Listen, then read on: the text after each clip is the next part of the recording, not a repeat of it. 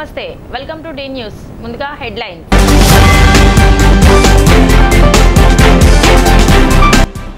వరద బాధితులను పరామర్శించడానికి సమయం లేదు కానీ జైల్లో ఉన్న దొంగల ముఠాను పరామర్శించేందుకు సమయం ఉందా అని జగన్పై మంత్రి కొల్లు రవీంద్ర విమర్శ.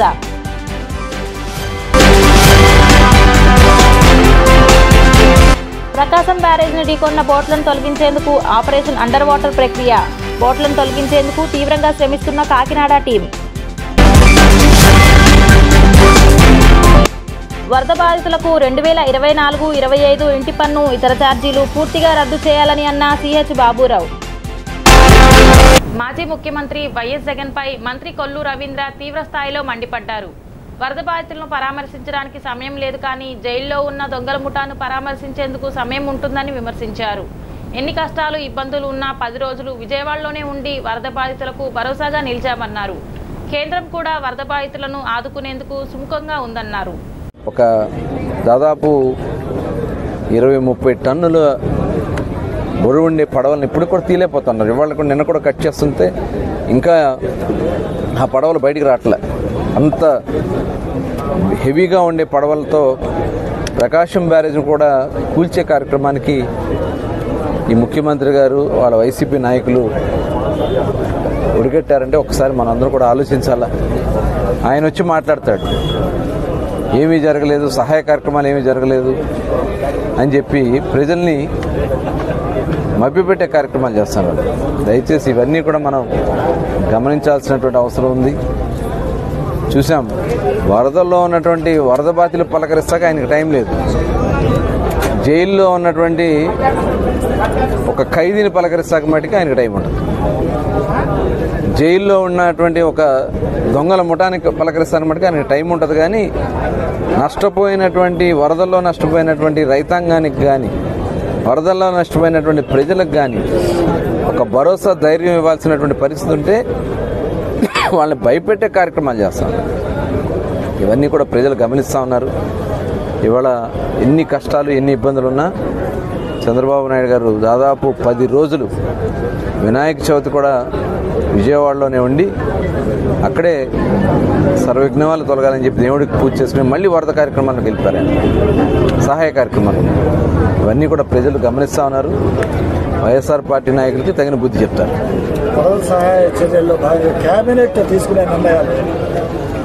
క్యాబినెట్ అంతా అక్కడే ఉంది. టోటల్ వరద సహాయ కార్యక్రమాల్లో అటు ముఖ్యమంత్రి గారు, మంత్రులు, పవన్ కళ్యాణ్ గారు, ఎమ్మెల్యేలు, జనసేన, తెలుగుదేశం ఎమ్మెల్యేలు కానీ అందరూ కూడా 10 రోజులు 11 రోజులు దగ్గర అక్కడే ఉన్నారు.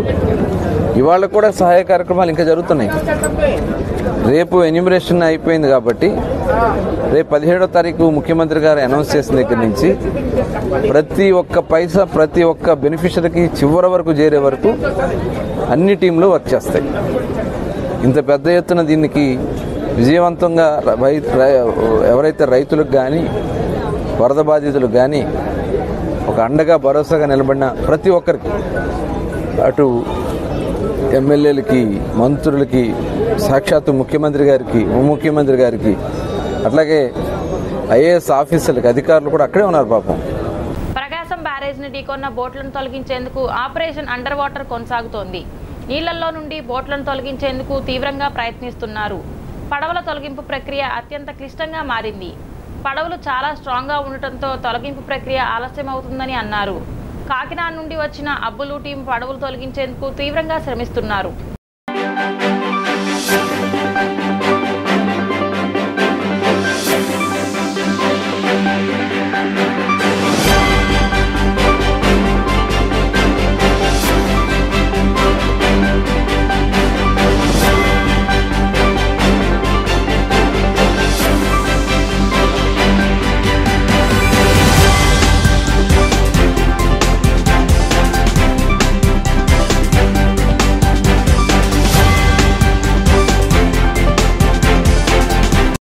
వరద బాధితులకు ఇంటి పన్ను రద్దు చేయపోగా 15 రోజుల్లో చెల్లించకపోతే పెనాల్టీ పడుతోందని హెచ్చరించడం తగదని సిహెచ్ బాబురావు పేర్కొన్నారు.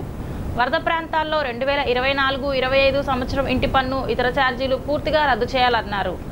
ప్రజలు వరద కష్టాల్లో ఉంటే సెప్టెంబర్ 30వ తేదీలోగా విజయవాడ నగర ప్రజలు ఆస్తి పన్ను, మంచినీటి పన్ను, డ్రైనేజీ ఛార్జీలు, ఖాళీ స్థలాలపై పన్నులు చెల్లించాలని, లేని ఎడల పెనాల్టీలు పడతాయని నగరపాలక సంస్థ ప్రకటన చేయడం మంచిది కాదన్నారు.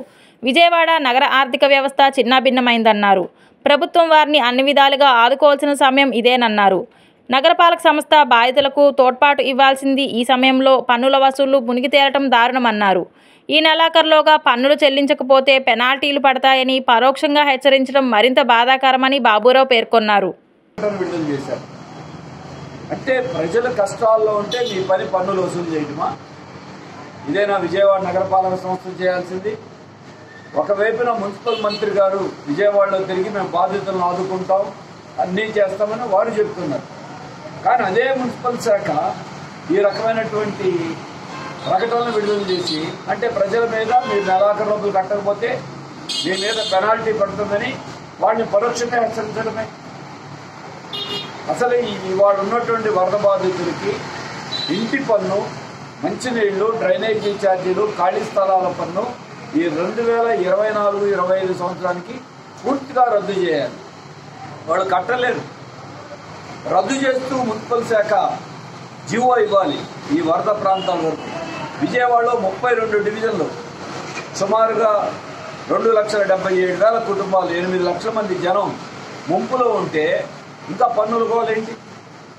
అసలు ఈ ప్రజాప్రతినిధులు ఏం చేస్తున్నారు? విజయవాడ కార్పొరేషన్లో ఉన్న ప్రజాప్రతినిధులు వరద వచ్చి 15 రోజులైనా తొంగి చూడాల, వాళ్ళ బాధ్యతను విస్మరించారు. కార్పొరేషన్ అధికారులు ఇటువంటి ప్రకటన చేస్తే వీళ్ళు ప్రేక్షపాతం వహిస్తూ ఉన్నారు. వీళ్ళు బాధ్యత కదా? ఇదేనా మీరు చేయాల్సిన పని? అందుకే తక్షణమే విజయవాడ కార్పొరేషన్ ఆర్థికంగా ఉండాలని ప్రత్యేకమైన గ్రాంట్ ఇవ్వండి రాష్ట్ర ప్రభుత్వం. ఈ పన్నులు రద్దు చేయడం ద్వారా జరిగేటువంటి ఆదాయాన్ని మీరు గ్రాంట్ రూపంలో కూర్చోండి. అలాగే రోడ్లకి, మిగతా వరద పనులకి గ్రాంట్లు ఇచ్చి కార్పొరేషన్ ద్వారా పనిచేయండి. జనం కష్టాల్లో ఉండి సహాయం చేయాల్సింది పోయి వాళ్ళు పన్నులు కట్టండి అనే పద్ధతిలో వాళ్ళ మీద ఒత్తిడి చేయటం ఏమాత్రం సరైనది కాదు. అందుకే ఈ ఆర్థిక సంవత్సరానికి ఈ ఇంటి పన్ను, చెత్త పన్ను, లేకపోతే మంచినీళ్లు, డ్రైనేజీ ఈ అన్ని పన్నుల్ని రద్దు చేయాలి. వాయిదానే కాదు, రద్దు చేస్తూ ఆదేశాలు ఇవ్వాలి. ఈ పన్నులు నెలాఖరు లోపల చెల్లించండి అని పరోక్షంగా హెచ్చరిస్తున్నటువంటి ఆదేశాలు కూడా ఉపసంహరించాలని సిపిఎం తరఫున మేము డిమాండ్ చేస్తాం.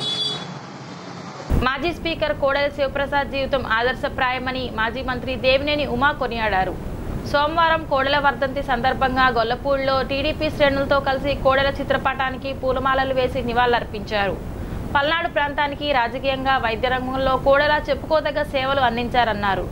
విభజిత ఆంధ్రాకు తొలి శాసనసభాపతిగా అనేక కార్యక్రమాలు నిర్వహించారన్నారు. కోటప్పకొండకి ఆయన చేసిన సేవ ప్రతి ఒక్కళ్ళు కూడా గుర్తుపెట్టుకుంటారు.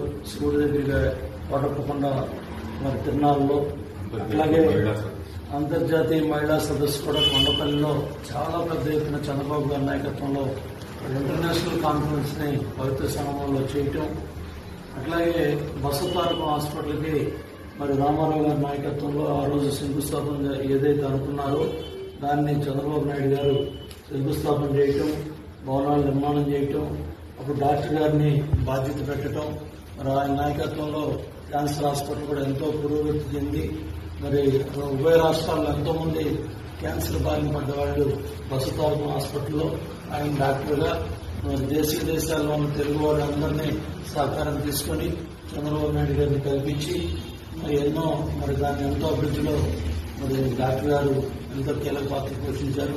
అదేవిధంగా ప్రతిపక్షంలో ఉన్నప్పుడు ఏ ఉద్యమం చేసినా, ఏ పోరాటం చేసినా, రైతు పోరాటం అవ్వచ్చు, ఉద్యమాలు అవ్వచ్చు, దేనికైనా సరే ముందుండి నాయకత్వం వహించేవాళ్ళు. అట్లాగే గత 5 ఏళ్లు జగన్మోహన్ రెడ్డి పరిపాలనలో ఒక ప్రణాళిక ప్రకారం విజయసాయి అవ్వచ్చు, వైఎస్సీ పర్యటన అవ్వచ్చు, జగన్మోహన్ రెడ్డి నాయకత్వంలో ఒక విష ప్రచారం చేసి ఆయన స్పీకర్గా ఉన్నప్పుడు ఆయన మీద ఒక అభండాలు వేసి అవన్నీ ఆయన మనస్తాపాలను గురి చేసి ఆయన ఆత్మాభిమానంతో మరి ఆ రోజుల్లో టీవీల్లో కానీ, సోషల్ మీడియాలో కానీ, కొన్ని పత్రికల్లో కానీ వచ్చిన, కొన్ని టీవీల్లో, బ్లూ మీడియాలో వచ్చిన అసత్య ప్రచారానికి నొచ్చుకొని ఒక స్పీకర్మైన ఉన్నతమైన పదవిలో ఉన్న నన్ను ఒక చిన్న స్థాయి అధికారంతో నన్ను పోలీస్ స్టేషన్కి పిలిపిస్తా ఉన్నారు, రమ్మని పిలుస్తూ ఉన్నారు, కేసులు పెడతా ఉన్నారు. ఇన్ని పదవులు చేసి ఇంత ప్రజాసేవలో ఉండి మనం ఈ రోజు ఈ అవమానాలు గురించి సీఎం చంద్రబాబు నాయుడు పిలుపుతో వరద ముంపు బాధితులకు సాయం చేసేందుకు ముందుకు వచ్చిన బిగ్ టీవీ సొల్యూషన్స్ అధినేత సీతారాంను అభినందిస్తున్నట్లు సెంట్రల్ నియోజక ఎమ్మెల్యే బోండా ఉమామహేశ్వరరావు తెలిపారు. వరద ముంపుకు గురై పాడైన ఎల్ఈడీ టీవీలను ఉచిత సర్వీసులు చేస్తున్నారని, సెంట్రల్ నియోజకవర్గ ప్రజలు ఈ అవకాశాన్ని సద్వినియోగం చేసుకోవాలని పిలుపునిచ్చారు. నగరంలోని చుట్టుగుంట సిమెంట్ రోడ్ అల్లూరు సీతారామరాజు వంతెన సమీపంలో ఉన్న Big T Solution service centre నందు వరద ముంపుకు గురైన ఎల్ఈడీ టీవీలు ఉచిత సర్వీసింగ్ కేంద్రాన్ని ఏర్పాటు చేశారు. కార్యక్రమానికి ముఖ్య అతిథులుగా సెంట్రల్ నియోజకవర్గం ఎమ్మెల్యే బోండా ఉమామహేశ్వరరావు, కాపు నేత Bethu Rammohan Rao, big TV solutions అధినేత సీతారాం, పలువురు ప్రముఖులు పాల్గొన్నారు. వరద నీటిలో నానిపోయి నూతన టెక్నాలజీతో ఎల్ఈడీ టీవీలను సర్వీసింగ్ చేస్తున్న విధానాన్ని ఎమ్మెల్యే బోండా ఉమామహేశ్వరరావు స్వయంగా పరిశీలించి సీతారాం, ఆయన సిబ్బందిని అభినందించారు. అనంతరం బోండా ఉమా మీడియాతో మాట్లాడుతూ బుడమేరు వరద ముంపు కారణంగా సెంట్రల్ నియోజకవర్గంలో ఎక్కువ శాతం ఇళ్లు వరద నీటిలో మునిగిపోయి ఎలక్ట్రానిక్ వస్తువులన్నీ పూర్తిగా నాని పాడైపోయి అన్నారు. ఇదే సమయంలో బిగ్ టీవీ సొల్యూషన్స్ అధినేత సీతారాం వ్యాపార ధోరణి లేకుండా వరద బాధితులకు ఉచిత సర్వీస్ అందించేందుకు రావటం అభినందనీయమన్నారు. వరద నీటిలో నానిపోయి పాడైన సుమారు 25,000 ఎల్ఈడీ టీవీలను ఉచితంగా సర్వీసింగ్ చేయడంతో పాటు స్పేర్ పార్ట్స్ అతి తక్కువ ధరకే అందిస్తున్నారని, సెంట్రల్ నియోజకవర్గ ప్రజలు ఈ అవకాశాన్ని సద్వినియోగం చేసుకోవాలని ఎమ్మెల్యే బోండా ఉమామహేశ్వరరావు పిలుపునిచ్చారు. అనంతరం బిగ్ టీవీ సొల్యూషన్స్ అధినేత సీతారాం మాట్లాడుతూ వరద ముంపు ప్రజలు అనేక కష్టాలు పడ్డారని, రాష్ట్ర ప్రభుత్వం ముఖ్యంగా సీఎం చంద్రబాబు, ఎమ్మెల్యే బోండా ఉమామహేశ్వరరావు వారి అండ నిలబడి సహాయ కార్యక్రమాలు వారిని స్ఫూర్తిగా తీసుకొని తాను వరద బాధితులకు తన సాయం చేయాలనే ఉద్దేశంతో ఉచితంగా సర్వీసింగ్ చేస్తున్నామని తెలిపారు.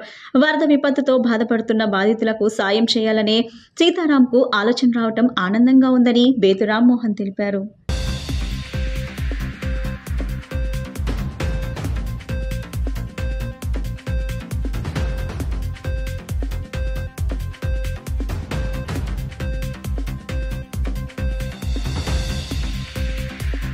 అడ్వాన్స్డ్ టెక్నాలజీ పుణ్యమ అంటూ మరి ప్రపంచంలో ఏ సమస్య వచ్చినా సరే ఆ టెక్నాలజీయే క్లియర్ చేస్తూ ఉంది.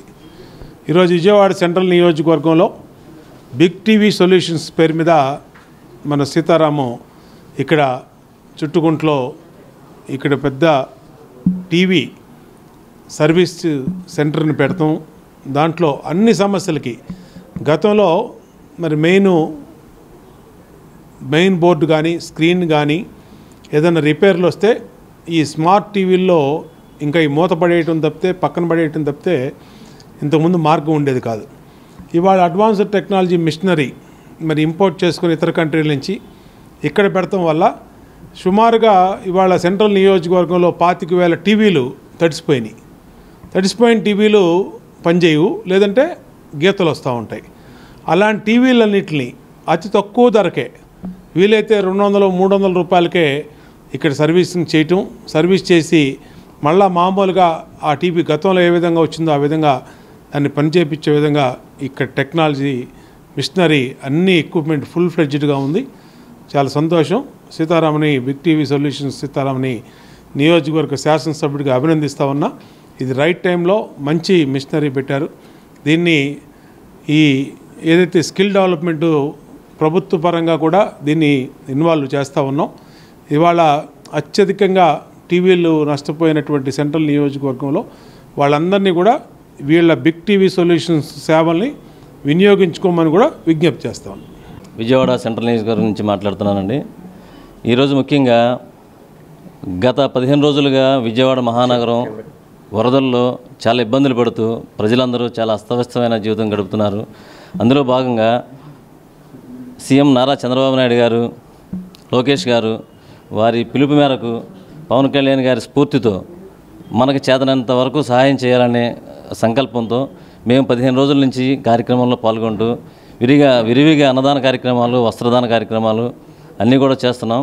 అదేవిధంగా ఇప్పుడు మా వంతు కృషిగా బిగ్ టీవీ సొల్యూషన్స్ ద్వారా అతి తక్కువ రేటుతో సర్వీస్ చేయాలని, ఈ వరదల్లో ఇబ్బంది పడిన వారికి ఈ టీవీ చాలా పెద్ద సమస్యగా ఉంది, చాలా ఎక్కువ ఖర్చు అవుతుంది. వాళ్ళకి తక్కువ ఖర్చులో మినిమం 100 రూపీస్తోనే కెమికల్ క్లీనింగ్ చేసి ఫ్రీ సర్వీస్ ఛార్జెస్తో వాళ్ళకి అందించాలని. Rammohan Rao, road safety NGO జిల్లా అధ్యక్షుడు. ఈ రోజున విజయవాడ నగరంలో విపత్తు కారణంగా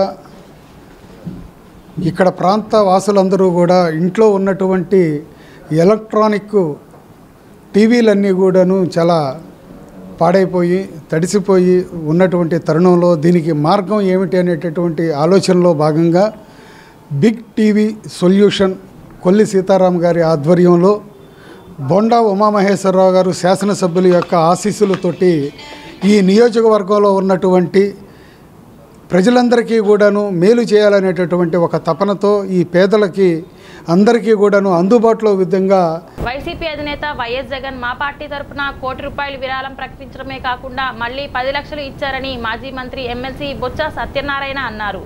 ప్రజలకు నేరుగా మేమే సహాయం అందిస్తున్నప్పుడు సీఎం రిలీఫ్ ఫండ్కు ఇవ్వాల్సిన అవసరం ఏముంది అని ఆయన ప్రశ్నించారు. మా దగ్గర మ్యాన్ పవర్ ఉంది, బాధితులకు మేమే పాల ప్యాకెట్లు, వాటర్ బాటిల్స్, కావాల్సిన నిత్యావసర సరుకులు అందిస్తున్నామని చెప్పారు. జగన్మోహన్ రెడ్డి గారు కూడా మా పార్టీ తరఫున ఆయన కూడా ₹1 కోటి ఇచ్చారు. నిన్న మళ్ళీ 10 లక్షలు ఇచ్చారు మాకు. సీఎం రిలీఫ్ ఫండ్కి ఎందుకు ఇస్తాం? మేము ప్రజలకి బాధితులకి మేమే పంచుతున్నాం. నేనేమన్నా వాటర్ ప్యాకెట్లు వచ్చి ఫస్ట్ మొదటి రోజున 1,00,000 వాటర్ ప్యాకెట్లు, 2 లక్షల వాటర్ బాటిళ్ళు, మళ్ళీ మన్నాడు వచ్చి 75,000 మళ్ళీ పాల ప్యాకెట్లు, మళ్ళీ 1,00,000 వాటర్ బాటిళ్ళు, మళ్ళీ రేపు వెళ్తున్నాం. రేపు ఉదయం మళ్ళీ రేపు ఇవాళ రాత్రికి ఉంది, రేపు ఉదయం మళ్ళీ ప్రెస్ కాన్ఫరెన్స్ పెట్టి 50,000 కుటుంబాలకు వచ్చి గ్రాసరీస్ ఇస్తున్నాం. మళ్ళీ 50,000 కుటుంబాలకి మళ్ళీ ఆ డబ్బుల్లోనే రేపు కొనిసి మళ్ళీ అన్నీ ఇవన్నీ ₹1,40,00,000 ₹1,50,00,000 వరకు అవుతున్నాయి. ఇవన్నీ పార్టీ ఇస్తుంది. అదంతా సీఎం రిలీఫ్కి ఎందుకు ఇస్తాం? ఇచ్చాం కదా. మేము మా దగ్గర మ్యాన్ పవర్ లేకపోతే, మెకానిజం లేకపోతే రిలీఫ్కి ఇస్తాం. తప్పు కాదు ఇవ్వడం. ఉంది కదా మెకానిజం ఉన్నప్పుడు ఎందుకు ఇస్తాం? మరి మేము అంటున్నాం కదా, మన 4 లక్షలు డైరెక్ట్గా అతని మెకానిజం ఉండబట్టే కదా ప్రతి దాని పేరు పంచాయతీకి ₹1,00,000 ఇచ్చారు. అంటే అది మెకానిజం ఉండబట్టే కదా. మా మెకానిజం మాకు ఉంది కాబట్టి మేము అలా చేస్తాం. ఉప ముఖ్యమంత్రి పవన్ కళ్యాణ్ బాధ్యతలు చేపట్టిన 100 రోజుల్లోపే పంచాయతీరాజ్ గ్రామీణాభివృద్ధి శాఖ ప్రపంచ రికార్డు సాధించింది.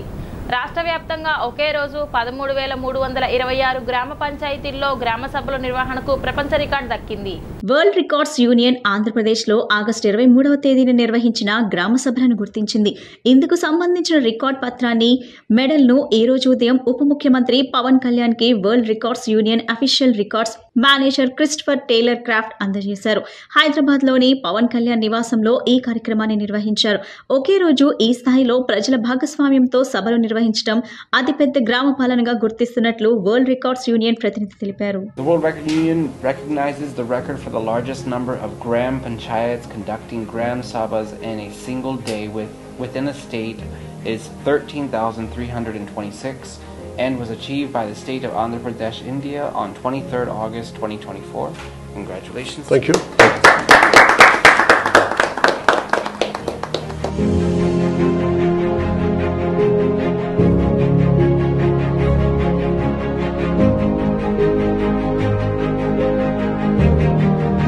అమరావతిపై వైసీపీ నేతలు విషం చిమ్ముతూనే ఉన్నారని మంత్రి నారాయణ మండిపడ్డారు. బుడమేరు వరదతో ప్రజలు ఇబ్బంది పడుతుంటే వైసీపీ నేతలు మాత్రం బురద జల్లే పనిలో ఉన్నారన్నారు. చంద్రబాబు పనితనం ప్రజలందరికీ అర్థమైందని ఆయన చెప్పారు. రాజధాని అమరావతి నిర్మాణంలో భాగంగా 3 కాల్వలను డిజైన్ చేసినట్లు మంత్రి నారాయణ తెలిపారు. వీటిపై ఏడీసీ చైర్మన్ అధికారులతో చర్చించామన్నారు. వచ్చే వర్షాకాలానికి ఈ కాల్వలను పూర్తి చేసేందుకు నిర్ణయించినట్లు తెలిపారు. ఉండవల్లి, వైకుంఠపురం వద్ద పంపింగ్ స్టేషన్లు ప్లాన్ చేసినట్లు చెప్పారు. బుడమేరు వరద ఉధృతికి ఎంతో మంది ప్రజలు ఇబ్బంది పడ్డారని మంత్రి నారాయణ తెలిపారు. రాజధాని ప్రాంతం మునిగిపోయిందని వైసీపీ అసత్య ప్రచారాలు చేసిందని ఆరోపించారు. రాజధాని పరిసర ప్రాంతాలకు ఎలాంటి ముప్పు లేదన్నారు. రాజధాని నిర్మాణానికి ఇలాంటి ఇబ్బందులు తలెత్తకుండా 3 వాగులని స్టోరేజ్ కెపాసిటీ పెంచుతామన్నారు. వచ్చే 2 నెలల్లో టెండర్లు వేసి పనులు ప్రారంభించి వచ్చే వర్షాకాలంలోపు పూర్తి చేస్తామన్నారు. ఇలాంటివి చేయటం వల్ల అమరావతి రాజధానికి ఎలాంటి ముప్పు ఉండదన్నారు. కరకట్టని 4 లైన్లతో గతంలో డిజైన్ చేశామని, ఐకాన్ బిల్డింగ్స్ కి ఎలాంటి ఇబ్బందులు లేవని ఐఐటి నిపుణులు నివేదిక ఇచ్చారు. రాజధాని ప్రాంతంలో జంగిల్ క్లియరెన్స్ అనేది 80% పూర్తి చేయడం జరిగిందని తెలిపారు. అందరికీ నమస్కారాలండి. మీకు అందరికీ తెలిసిందే, ఈ యొక్క బుడమేరు వల్ల ఈ విజయవాడ నగరంలో 32 డివిజన్లు, పక్కన కొన్ని విలేజెస్ యాక్చువల్గా నీటిలో మెర్జ్ కావటం, ఎంతోమంది ప్రజలు సఫర్ అయ్యారు. అయినప్పటికీ అమరావతి క్యాపిటల్ సిటీ 2017 చదరపు కిలోమీటర్లు ఎటువంటి ఇబ్బంది రాలా. అయితే గతంలో వైఎస్ఆర్సీ ప్రభుత్వం ఇదంతా మునిగిపోతుంది, ఇక్కడ రాజధాని కట్టడానికి లేదు, ఈ రాజధానికి పనికిరాదని ప్రచారం చేశారు. వరల్డ్ బ్యాంక్ కూడా యాక్చువల్గా వాళ్ళు నెగిటివ్గా ఇచ్చారు, ఇది పనికిరాదని. కానీ 11.43 లక్షల క్యూసెక్కుల వాటర్ వచ్చింది సార్, ఇది హైయెస్ట్. మనకు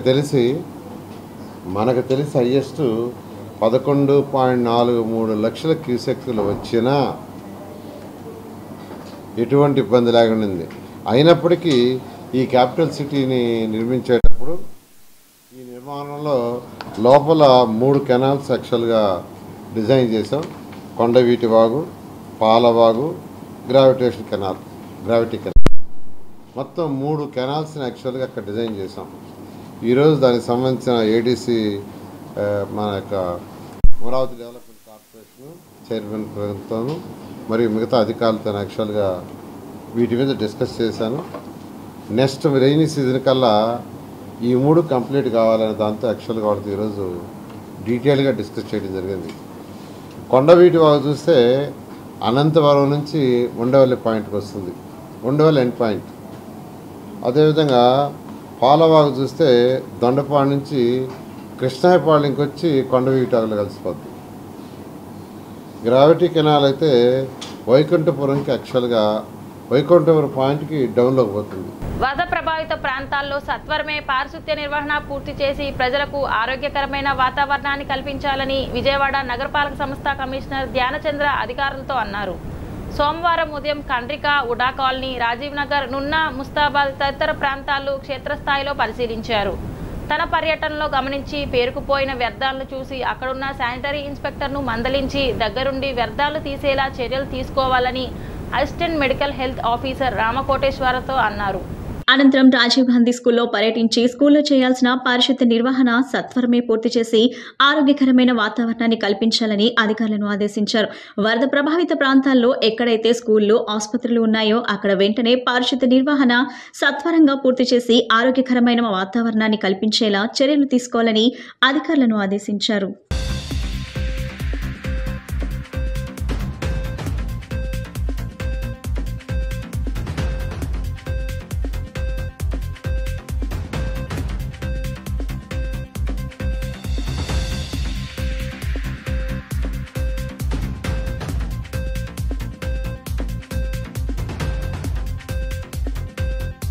ఏపీ వ్యాప్తంగా జిల్లా రిజిస్ట్రేషన్ కార్యాలయాల్లో జిల్లా రిజిస్టర్ ఉండే పోడియం తొలగించే కార్యక్రమానికి రాష్ట్ర ప్రభుత్వం శ్రీకారం చుట్టింది. ఈ కార్యక్రమంలో భాగంగా మొట్టమొదటిసారిగా ఏలూరు రోడ్ బిఎస్ఎన్ఎల్ ఆఫీస్ ఎదుట ఉన్న గుణదల సబ్ రిజిస్టర్ కార్యాలయంలో ఈ నూతన ఆవిష్కరణకు శ్రీకారం చుట్టారు. Stamps and registration CS Sisodia, తూర్పు నియోజకవర్గ ఎమ్మెల్యే గద్దె రామ్మోహన్ రావు పోడియంను పగలకొట్టే కార్యక్రమాన్ని ప్రారంభించారు. ఈ సందర్భంగా వారు మాట్లాడుతూ గతంలో ప్రభుత్వ కార్యాలయానికి వెళ్లాలంటే ప్రజలు భయపడే పరిస్థితులు ఉండేవన్నారు. కార్యాలయానికి వెళ్లాలంటే అక్కడుండే వాతావరణం చూస్తే ప్రజల్లో భయాందోళనలు ఉండేవన్నారు. ప్రజలతో మర్యాదపూర్వకంగా మెలకాలంటే కార్యాలయాల్లో మార్పులు జరగాలన్నారు. రాష్ట్ర ప్రభుత్వం ప్రజలకు సేవలందించే విధంగా ఉండాలని కొన్ని మార్పులు చేస్తున్నామన్నారు. అనంతరం ఎమ్మెల్యే రామ్మోహన్ రావు మాట్లాడుతూ ప్రజలతో మర్యాదపూర్వకంగా ఉండి సమస్యలని పరిష్కరించాలని సీఎం చంద్రబాబు ఈ నిర్ణయం తీసుకున్నారన్నారు. సబ్ రిజిస్టర్ కార్యాలయంలో రిజిస్టర్ కూర్చునే పోడియం తొలగించి సాధారణ పరిస్థితికి తీసుకొచ్చేందుకే నూతన పద్ధతికి శ్రీకారం చుట్టామన్నారు. గతంలో సబ్ రిజిస్ట్రేషన్ కార్యాలయంలో ఉండే వాతావరణం చూస్తే రాచరికం పద్ధతిలో ఉండేదన్నారు. వాటన్నిటికీ స్వస్తి పలకాలని నిర్ణయం తీసుకున్నట్లు ఎమ్మెల్యే తెలిపారు. సబ్ రిజిస్టర్ కార్యాలయానికి వచ్చే ప్రజలని మర్యాదపూర్వకంగా మెలిగేలా చర్యలు చేపడతామన్నారు.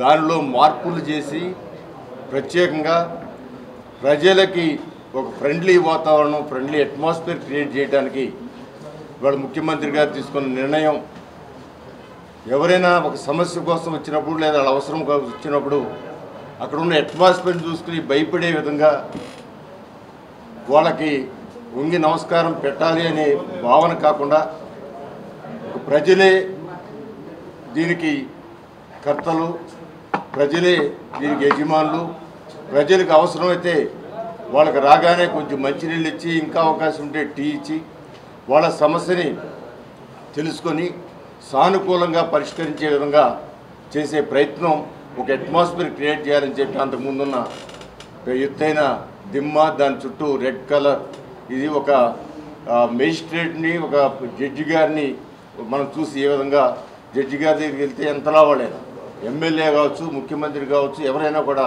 లేదా ఒక అధికారి కావచ్చు, వాళ్ళ ముందు చేతులు కట్టి నిలబడే వ్యవస్థలో ఆ విధంగా అది అక్కడే దానికి పరిమితి చేసి దానిలో ఉన్న అన్ని చోట్ల కూడా అలాంటి సిస్టంలు తీసేయాలని చెప్పి మార్పు తీసుకొచ్చి, ఒకప్పుడు ప్రభుత్వ కార్యాలయాలకి వెళ్ళాలంటే ప్రజలు పడిపోయేవాళ్ళు. ఒకప్పుడు పూర్వ కాలంలో తహసీల్దార్ ఆఫీస్కి వెళ్ళాలంటే బాగా భయంగా ఉండేది, ఏమవుతుందో అది వాళ్ళ భయంతో జనాలు వెళ్ళేవాళ్ళు. అయితే రాను రాను ఆ పద్ధతి పోయింది. నేను చిన్నప్పుడు బ్యాంకుకి పోవాలన్నా, పోస్ట్ ఆఫీస్కి పోవాలన్నా నాకు భయం ఉండేది, నేను నిజం చెప్తున్నాను. అసలు ఆఫీస్కి పోవాలంటే ఆ అట్మాస్ఫియర్ చూసి, అది ఆ వాతావరణం చూసి ఎవరు మామూలు మనిషి బాగా భయపడిపోతారు. ఈ వ్యవస్థ రాను రాను చేంజ్ అయింది. ఈరోజు మనం బ్యాంక్కి పోతే నేరుగా బ్యాంక్ మేనేజర్ రూమ్లోకి పోయి మాట్లాడుకోవచ్చు, ఆ భయం లేదు. తహసీల్దార్ ఆఫీసులు, ఎండిఓ, ఎంఆర్ఓ ఆఫీసులు, అన్ని ఆఫీసులు. రాష్ట్రంలో వైద్య విద్యను ప్రైవేటీకరించేందుకు రాష్ట్ర ప్రభుత్వం కుట్ర చేస్తుందని సిపిఐ రాష్ట్ర కార్యదర్శి కె రామకృష్ణ అన్నారు. స్థానిక దాసరి భవన్లో సోమవారం ఏర్పాటు చేసిన విలేకరుల సమావేశంలో ఆయన మాట్లాడుతూ రాష్ట్ర ప్రభుత్వం విధానాల నిర్ణయాలపై ముఖ్యమంత్రి చంద్రబాబు నాయుడు స్పష్టత ఇవ్వాలని కోరారు. ప్రతిపక్షంలో ఉన్నప్పుడు చెప్పిన దానికి అధికారంలోకి వచ్చిన తర్వాత చేసిన దానికి పొంతన ఉండటం లేదని విమర్శించారు. వైద్య కళాశాలలో ఏర్పాట్లో జగన్ ప్రభుత్వం జీవో 107, 108లను తీసుకొచ్చి 50% సీట్లను ప్రైవేట్ పరం చేసిందన్నారు సిపిఐ రాష్ట్ర కార్యదర్శి రామకృష్ణ. ఆనాడు రాష్ట్రంలోని విద్యార్థి సంఘాలు, కమ్యూనిస్టు పార్టీ, వైద్య విద్యారాలు ప్రభుత్వ నిర్ణయాన్ని తీవ్రంగా వ్యతిరేకించాయని చెప్పారు. నారా లోకేష్ యువగలం పాదయాత్రలో కూడా తాము అధికారంలోకి వస్తే ఆ జీవోలను రద్దు చేస్తామని హామీ ఇచ్చారని తెలిపారు. ఇప్పుడు ఆ హామీలకు విరుద్ధంగా మాట్లాడుతున్నారని మండిపడ్డారు. నేడు వైద్య సీట్లు వస్తే వాటిని భర్తీ చేయలేమని, మాకు వద్దని ఎన్ఎంఎంసీకి లేఖ రాయటం దారుణమన్నారు. భవనాల నిర్మాణం, మౌలిక సదుపాయాల ఏర్పాటు, అధ్యాపకుల కొరత అంశాలను పరిష్కరించుకునే విధానం ఆలోచించకుండా సీట్లు వద్దని చెప్పడం మంచి కాదన్నారు. గుజరాత్ తరహా విధానం తీసుకొచ్చేందుకు కమిటీని ఏర్పాటు చేసినట్లు ప్రభుత్వం ప్రకటించిందన్నారు. గుజరాత్ కేవలం 6 కళాశాలలు మాత్రమే ప్రభుత్వం ఆధ్వర్యంలో ఉన్నాయని, మిగిలినవి ప్రైవేట్ వ్యక్తుల చేతుల్లో ఉన్నాయని చెప్పారు. వైద్య కళాశాలను ప్రైవేట్ వ్యక్తులకు అప్పగించే కుట్ర జరుగుతుందన్నారు. రాష్ట్ర వైద్య ఆరోగ్య శాఖ మంత్రి సత్యకుమార్ మాజీ ముఖ్యమంత్రి జగన్ కు బహిరంగ సవాల్ చేయడం విడ్డూరంగా ఉందన్నారు. టీడీపీ ప్రభుత్వం ఏం చేస్తుందో చెప్పాలి తప్ప వైసీపీ ప్రభుత్వం ఏం చేసిందో చర్చకు రావాలంటంలో అర్థం లేదన్నారు. ఎన్నికలు, పాదయాత్ర, విద్యార్థి ఉద్యమాలు సందర్భంగా టీడీపీ నాయకులు ఏం చెప్పారో గుర్తు చేసుకోవాలని హితవు పలికారు.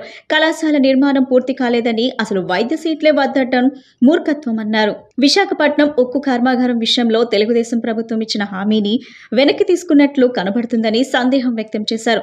2 బ్లాస్ట్ ఫర్నేస్లు ఆపేశారని, ఇనుము, బొగ్గు సరఫరా నిలిపివేశారని, మూలధనం లేకుండా చేసి అప్పులు పాలు చేశారని తెలిపారు. టాటా స్టీల్ కంటే ప్రత్యేక గుర్తింపు కలిగిన విశాఖ ఉక్కును నష్టాల బాట పట్టించారని ధ్వజమెత్తారు. ఉక్కు ఫ్యాక్టరీకి సంబంధించిన 22,000 ఎకరాల భూమిని ఆదాని ఇతర కార్పొరేట్ సంస్థలకు అప్పగించేందుకు ప్రయత్నిస్తుందని చెప్పారు. ఈ అంశంపై స్థానిక ఎమ్మెల్యే పల్లా శ్రీనివాసరావు రాజీనామా చేస్తానని చెప్పడం హాస్యాస్పదంగా ఉందన్నారు. తాము పల్లా శ్రీనివాసరావుని, గంటా శ్రీనివాసరావుని రాజీనామా చేయాలని కోరటం లేదన్నారు. చిత్తశుద్ధి ఉంటే కేంద్రాన్ని నిలదీయాలని డిమాండ్ చేశారు.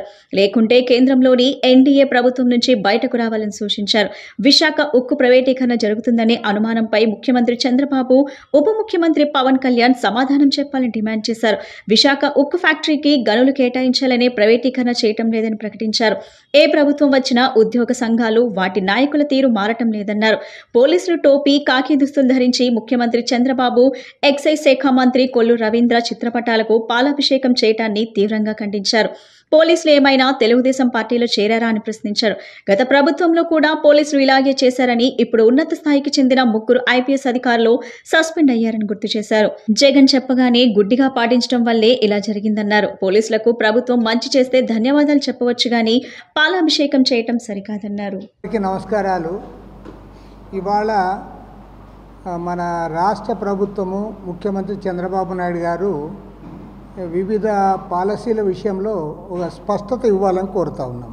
ఎందుకంటే ప్రతిపక్షంలో ఉన్నప్పుడు చెప్పేది ఇవాళ అధికారంలోకి వచ్చిన తర్వాత వాళ్ళు చేస్తున్న దానికి ఏమాత్రం పొంతన ఉండడం లేదు. జగన్మోహన్ రెడ్డి గారు ముఖ్యమంత్రిగా ఉన్నప్పుడు ఈ మెడికల్ కాలేజీల అడ్మిషన్స్ విషయంలో ఆయన ఒక వైఖరి తీసుకున్నాడు. దాదాపు 50% సీట్లు అవి ఎక్కువ ఫీజులు పెట్టి వసూలు చేయాలి, ఆ డబ్బుతో కాలేజీలు నడపాలనే ఉద్దేశంతో జీవో నంబర్ 107/108ని విడుదల చేశాడు. అందులో 15% సీట్లు ఎన్ఆర్ఐస్కి, 35% సీట్లకి అది ప్రైవేట్ వారికి ఎక్కువ రేట్లకి ఇచ్చుకునేటట్లు ఆయన తెచ్చాడు. అప్పుడు రాష్ట్రంలో ఉన్న విద్యార్థి సంఘాలు, ప్రతిపక్ష పార్టీలు, కమ్యూనిస్ట్ పార్టీలు అందరం కూడా ముక్త కంఠంతో దాన్ని వ్యతిరేకించాం. మెడికల్ కాలేజ్ స్టూడెంట్స్ కూడా పూర్తిగా దాన్ని వ్యతిరేకించారు. మరి ఆ రోజు తెలుగుదేశం పార్టీ నారా లోకేష్ పాదయాత్రలో కూడా దాన్ని పదే పదే ప్రస్తావించి వ్యతిరేకించడం జరిగింది. మరి ఈరోజు ఏం చెప్తున్నారంటే ఈరోజు దానికి పూర్తి విరుద్ధంగా చెప్తున్నారు. ನೀವು ఆ రోజు 107, 108 మేము వస్తానే రద్దు చేస్తాం, వైద్య విద్యనంతా కూడా పేద విద్యార్థులకు దూరం చేస్తూ ఉన్నారు, దీన్ని వ్యాపారమయం చేస్తున్నారని మీరు చెప్పి ఇవాళ మీరేం చేస్తూ ఉన్నారు, మొత్తం తిమ్మిని బమ్మిని చేస్తూ ఉన్నారు. దాన్ని అసలు సీట్లు వస్తే ఆ సీట్లు కూడా మాకు అక్కర్లేదని చెప్పి మీరు కేంద్ర ప్రభుత్వానికి రాస్తున్నారంటే అంటే ఇవాళ మన కొత్తగా కాలేజీలు పెట్టుకున్నప్పుడు సహజంగా అరకొర సౌకర్యాలు ఉంటాయి, రెండోది స్టాఫ్ విషయంలో కూడా ఇబ్బంది ఉంటుంది. మరి ఇలాంటి తరుణంలో మరి ఈరోజు క్లియర్గా దానికోసం చేయాలి. మీరు అధికారంలో ఉన్నారు కాబట్టి. బులెటిన్ ముగించే ముందు ముఖ్యాంశాలు మరొకసారి.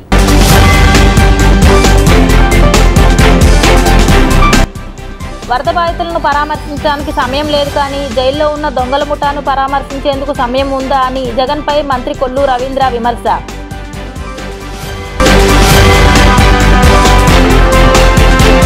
ప్రకాశం బ్యారేజ్ను ఢీకొన్న బోట్లను తొలగించేందుకు ఆపరేషన్ అండర్ వాటర్ ప్రక్రియ. బోట్లను తొలగించేందుకు తీవ్రంగా శ్రమిస్తున్న కాకినాడ టీం.